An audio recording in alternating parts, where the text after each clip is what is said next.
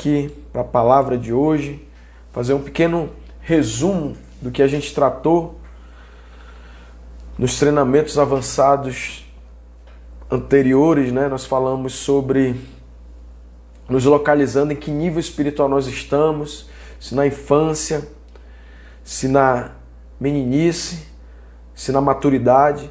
Depois nós falamos sobre andando com o Pai. Quem amadureceu em Cristo conhece o Pai e anda com o Pai. Quem tem maturidade espiritual anda em amor.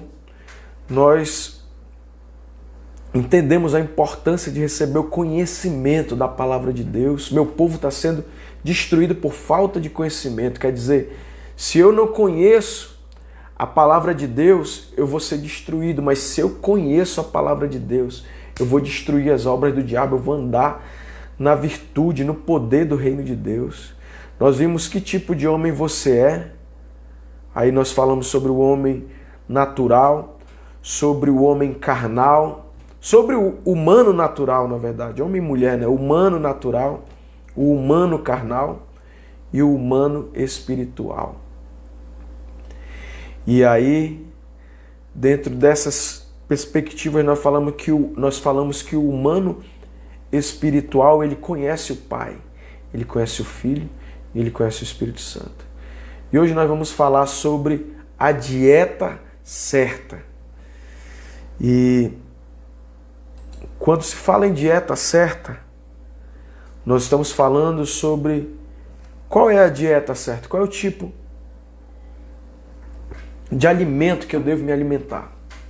Então, a palavra de Deus, é claro, você e eu precisamos nos alimentar da palavra de Deus. Sem a palavra de Deus, a gente entra em processo de inanição, de desnutrição espiritual, de definhamento espiritual, com uma morte lenta ali. Mas quando você se alimenta da palavra de Deus, você está fortalecendo o seu espírito, você está alimentando a sua fé, você está alimentando a nova natureza, o amor. Amém? Então, como eu devo me alimentar? Qual é a dieta certa? Eu devo me alimentar do Novo Testamento, da palavra do Evangelho. Sabe, queridos, o Novo Testamento é a nova aliança. Dentro do direito, é quando uma lei é revogada, ela perde seus efeitos. E ela não tem mais eficácia, né? Vem uma lei nova, uma lei atualizada, uma legislação mais apropriada. Então o Novo Testamento é o novo concerto, é a nova aliança. É o Novo Testamento, é no Novo Testamento que nós temos as promessas. O Antigo Testamento tem os princípios ali que nós devemos pautar ali, princípios, mas ele foi objetivamente escrito para os judeus. Já o Evangelho, já o Novo Testamento foi escrito para abençoar todos os pecadores, para trazer a salvação para todos. Não foi escrito para um segmento étnico, nem para um segmento social. Foi escrito para a salvação de toda a humanidade. E eu e você podemos pegar o Antigo Testamento e aplicar os princípios bíblicos ali da palavra de Deus. Mas nós devemos nos alimentar da nova aliança, do Evangelho, sabe? Você precisa pegar. O Evangelho é para quê? É para o nosso benefício, é para aquilo que a gente necessitava, aquilo que era uma demanda nossa. E aí o Evangelho veio trazer os benefícios para todos os cristãos, para todo o mundo pecador que precisa dessa boa notícia. E também dentro do Novo Testamento tem as epístolas escritas às igrejas. E quando você se alimenta daquilo que Paulo, que os apóstolos, que Pedro, ele escreveu a carta dirigida à igreja. E aqueles ensinamentos, eles são inspirados pelo Espírito Santo para nos orientar também a como sermos verdadeiramente igreja hoje. Como se comportar, como se movimentar, como andar no Espírito. Então, a igreja foi alvo das epístolas.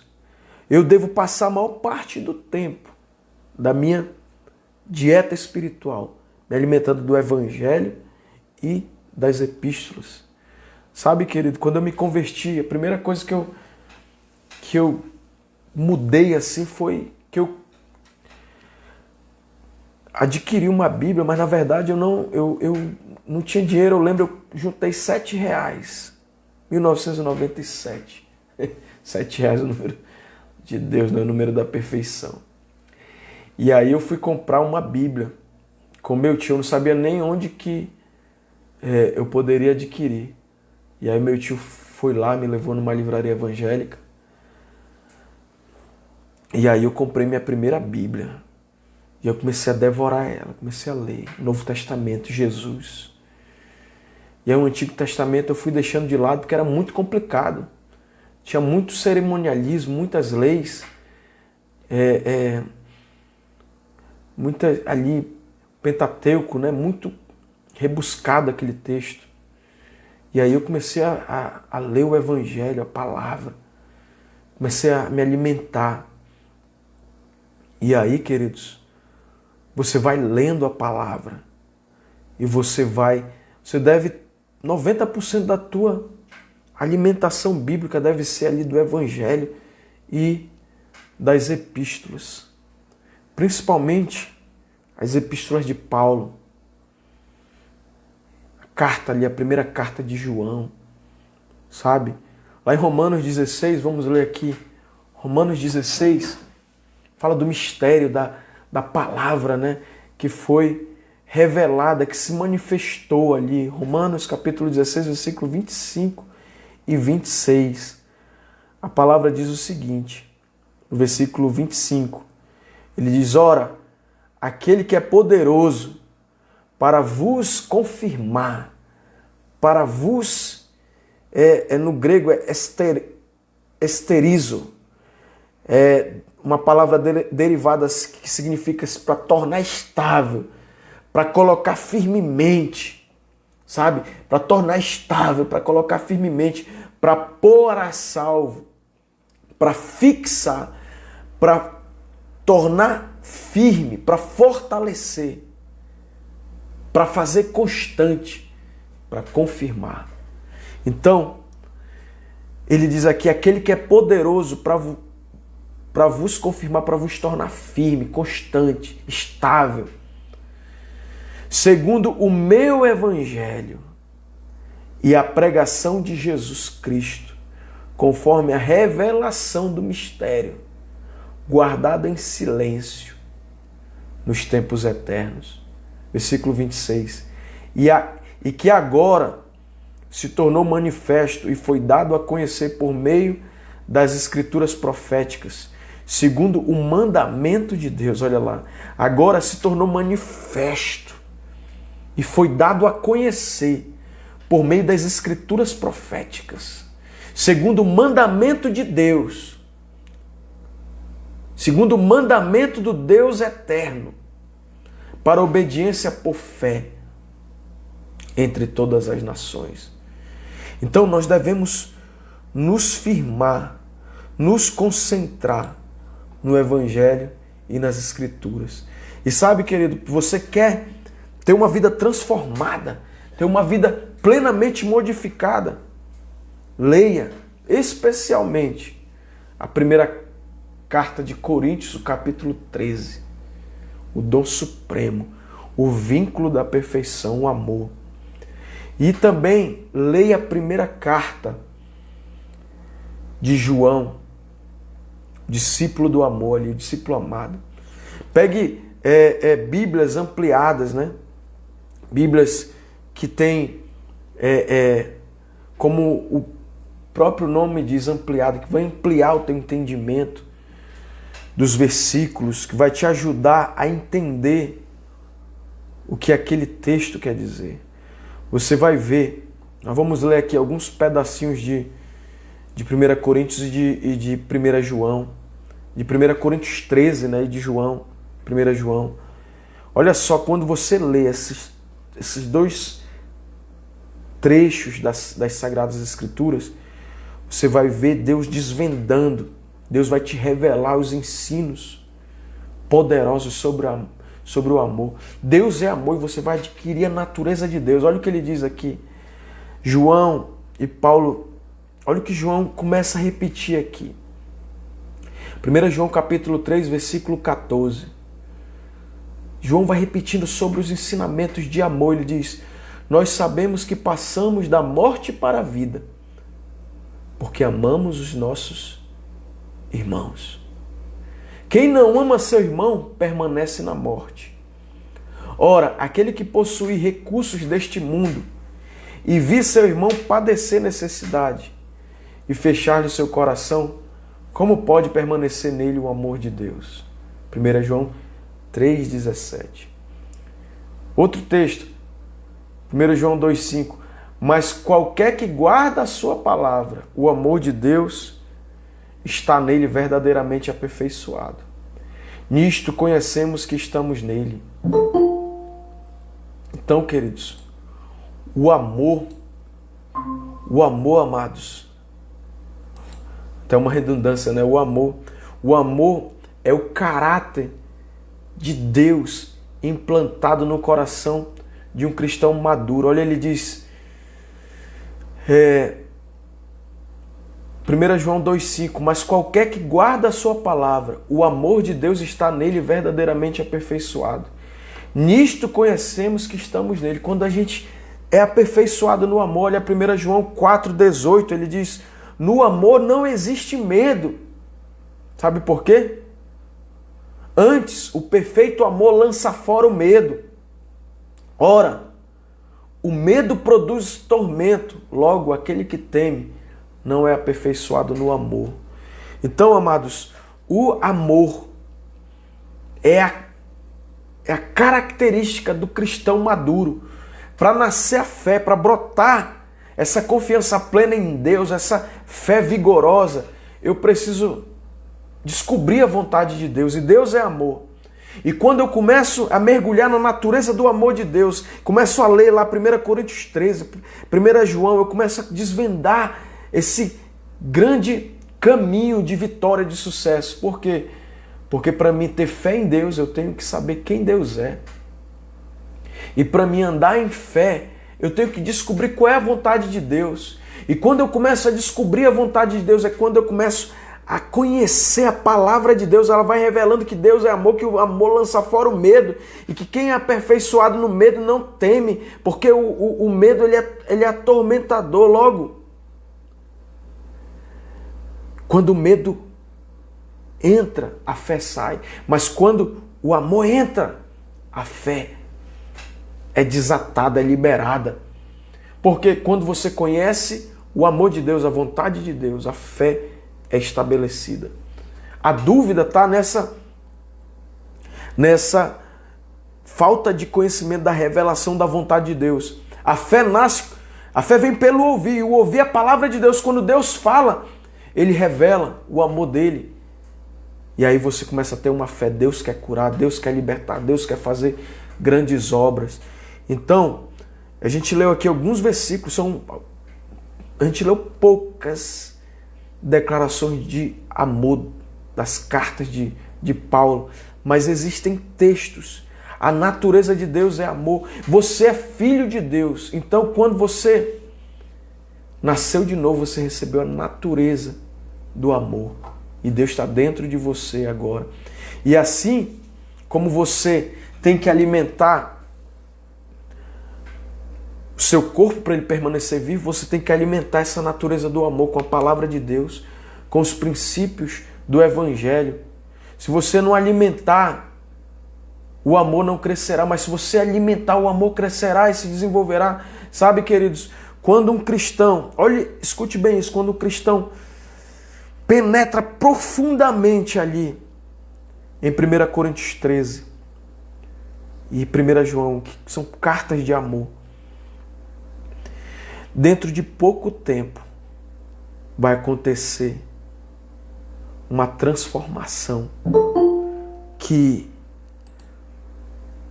você vai sentir tanto amor que até você vai se desconhecer. Rapaz, como que eu estou amando assim? Você vai precisar se beliscar sou eu mesmo. Você vai amar de uma forma tão poderosa que você vai se desconhecer. Sabe por quê?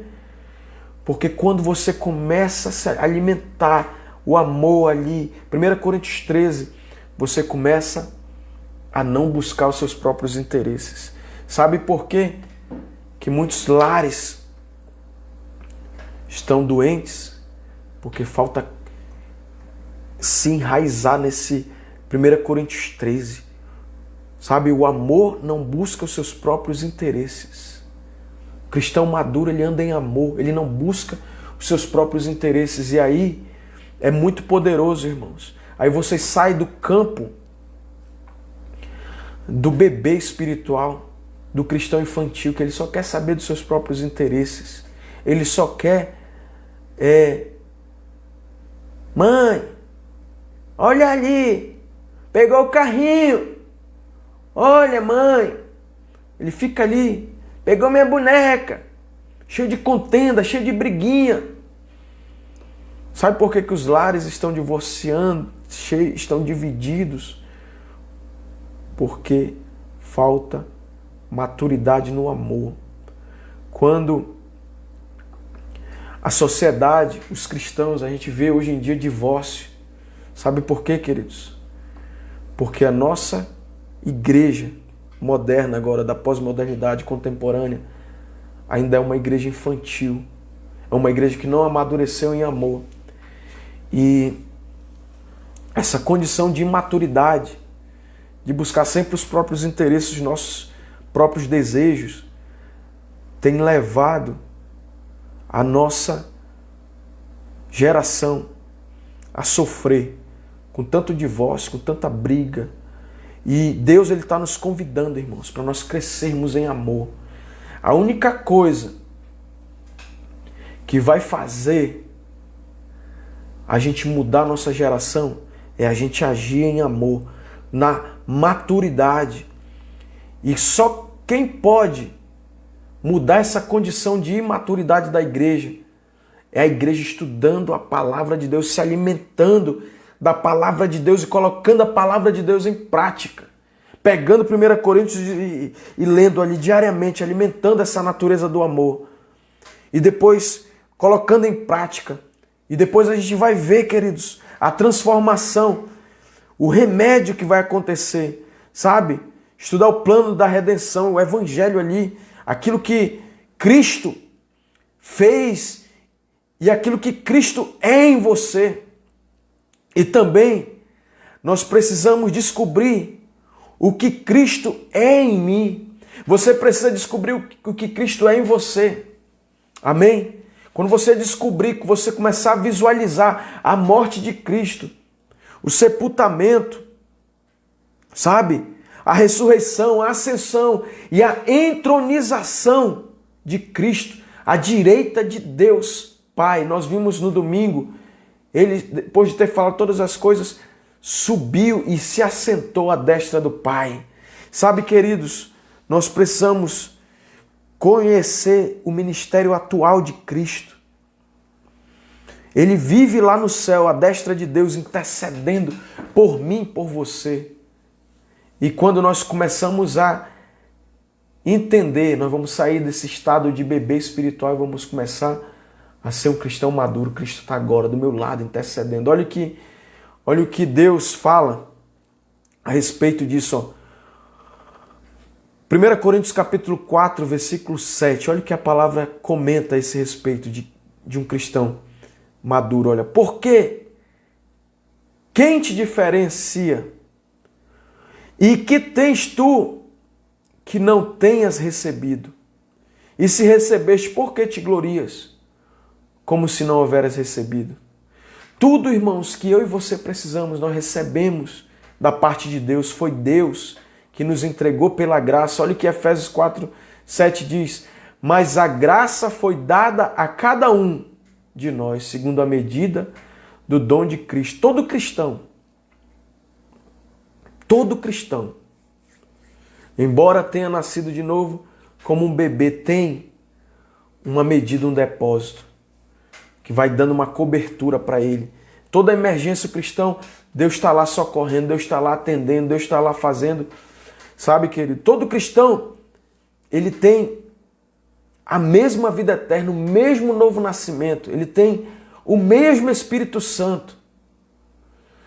Tudo que todo cristão recebe. Tudo que em medida o novo nascimento nos garante. A plenitude do Espírito Santo está à nossa disposição. Mas todo cristão recebe o mesmo intercessor eterno, o mesmo Cristo que intercede por mim, intercede por você.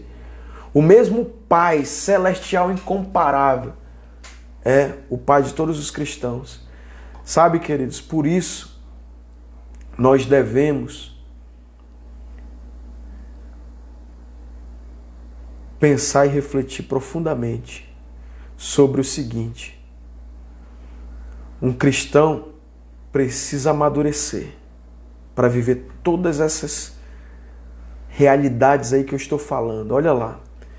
Efésios 4, versículo 13 e 14, ele diz: até que todos cheguemos à unidade da fé. Olha o desejo de Deus aí. A unidade da fé. Comunhão. Não tem como haver unidade da fé sem maturidade. Enquanto houver imaturidade, há interesses pessoais, há carnalidade, há vaidade, há contenda, há briga, porque eu quero que prevaleça o meu interesse, o meu desejo, da minha forma. Mas olha o desejo de Deus aí, Paulo escrevendo: até que todos cheguemos à unidade da fé, de crer em tudo isso que eu falei aí. Nós temos o mesmo novo nascimento, o mesmo Espírito, nós temos o mesmo Pai, o mesmo intercessor, o mesmo Cristo que está agora à destra de Deus e delegou poder, delegou autoridade para mim e para você. Mas ele diz até que todos, ele quer que todos os cristãos cheguem à unidade da fé e ao conhecimento do Filho de Deus. Olha lá, querido, quanto mais você conhecer Deus, mais você vai ser maduro. A estatura de varão perfeito, a maturidade espiritual, a medida da estatura completa de Cristo, a se parecer com Cristo, a andar na natureza de Cristo, no amor, na fé, a se mover. Aquele que crê em mim fará também as obras que eu faço e outras maiores, porque eu vou para o meu Pai. Ele diz a estatura completa de Cristo, ao padrão do caráter de Cristo, de manso, de suave, de amoroso, para que não sejais mais como meninos inconstantes. Olha aí. Para tu não ser mais um cristão infantil, levado em roda por todo vento de doutrina, pelo engano dos homens, que com astúcia enganam fraudulosamente. Que vem vários enganos que não é evangelho, que não é doutrina do Novo Testamento, da Igreja de Cristo. Eu vou encerrar com isso, irmãos. Nosso Tadel. Nós achamos os bebezinhos, quando nasce um bebê, é maravilhoso, ele é muito atraente. Mas o processo natural é o crescimento. Sabe, queridos? Não tem como a gente imaginar uma senhora de 70 anos. Isso até hoje a gente vive uma sociedade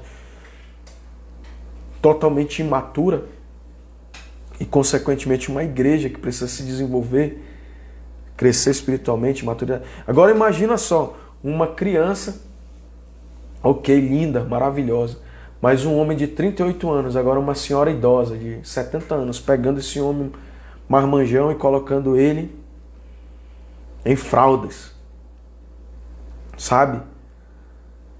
Alimentando ele, colocando a mamadeira lá no homem de 38 anos. Porque o pai já idoso, os filhos já crescidos, casados, mas ficando nessa condição de bebezão. Sabe, queridos, isso é uma anomalia, isso é uma loucura. Mas eu encerro aqui, a gente vai continuar, mas é triste, mas tem muitos cristãos que estão nessa situação já há anos e anos na caminhada com Deus. Mas, sabe, mesmo com 40 anos, continua egoísta, continua sensível, continua suscetível à mágoa, a ciúme, a inveja. Eu vou contar, para encerrar, 2 histórias que o pastor Kenneth Hagin conta. Ele chegou numa igreja e tinha lá um líder, um diácono, já era diácono há 30 anos daquela igreja. E o Kenneth Hagin foi visitar um membro e ele ficou muito enciumado, ficou muito chateado. E foi lá e o diácono chegou com ele e disse: olha, pastor, eu vi o senhor lá na casa do irmão, vi o seu automóvel lá. E o senhor não me visitou, o senhor visitou o irmão fulano de tal. Aí o Kenneth Hagin olhou para ele e disse: irmão, eu fui visitar porque Deus colocou no meu espírito que aquele novo crente, que aquele novo irmão estava precisando de uma visita, porque ele tinha pecado e ele tinha aceitado Jesus semana passada e Deus falou comigo: vai lá na casa dele porque ele pecou e ele está numa dificuldade e ele não sabe quem ele é diante de Deus e é arriscado ele perder a salvação dele. Então eu fui lá. E aí o Kenneth Hagin olhou pro diácono lá que 30 anos servia a Cristo e você deveria estar visitando e fortalecendo os irmãos novos. Mas você ainda quer ser visitado. Sabe, queridos, tem irmãos assim, que acham que precisam ser cuidados, paparicados, ninados, quando na verdade já deveriam estar cuidando dos irmãos mais fracos na fé. Tu é tão maduro, Deus fala comigo e contigo, mas tu não consegue ajudar o fraco na fé. Tu quer tirar, excluir. Não, deixa ir para o inferno.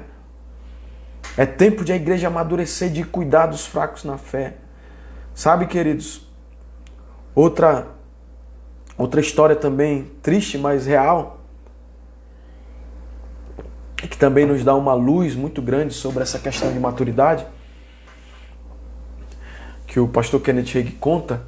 Ele diz o seguinte, que ele estava numa igreja também e tinha um outro líder lá que fazia parte do ministério já há uns 30 anos. E a esposa dele, uma mulher de Deus, uma mulher humilde, quebrantada, amorosa.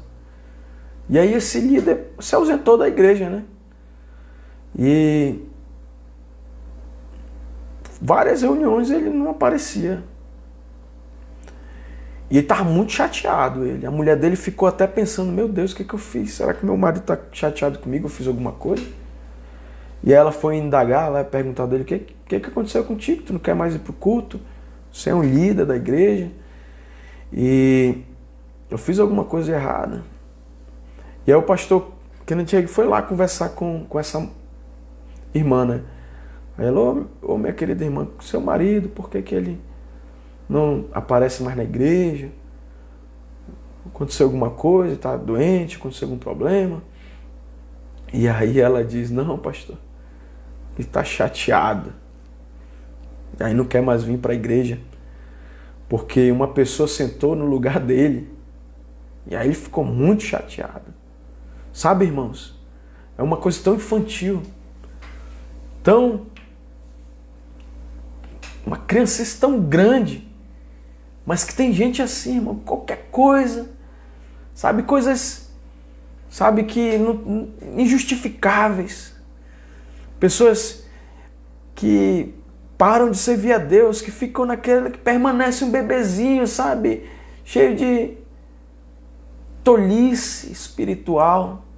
Mas Deus quer que nós venhamos a crescer em amor, a deixar de lado essas coisinhas e nós venhamos a fazer a obra de Deus com maturidade, queridos, com grande amor.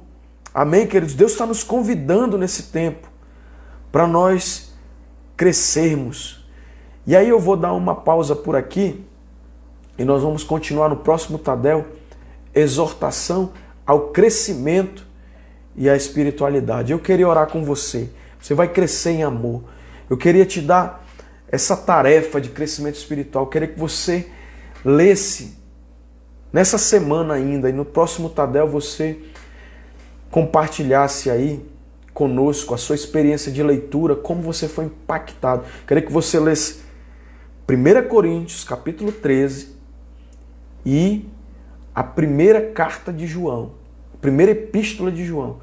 Leia esses dois textos, e aí no próximo Tadel eu queria que você compartilhasse conosco, você comentasse como essa palavra edificou essa nova natureza e te levou para um outro nível de maturidade espiritual. Amém?